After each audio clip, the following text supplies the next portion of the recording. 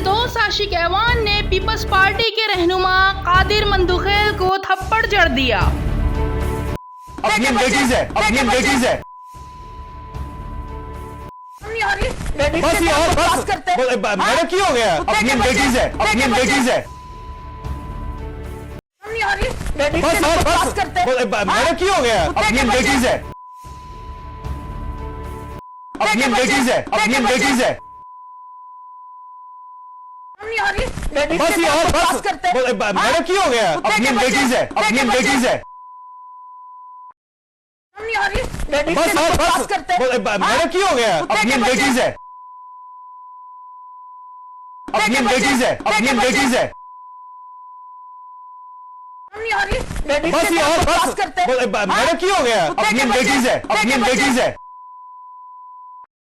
बस यार बस, मेरा क्यों हो गया? अपनी लेडीज है, अपनी लेडीज है, अपनी लेडीज है। बस यार बस, मेरा क्यों हो गया? अपनी लेडीज है, अपनी लेडीज है।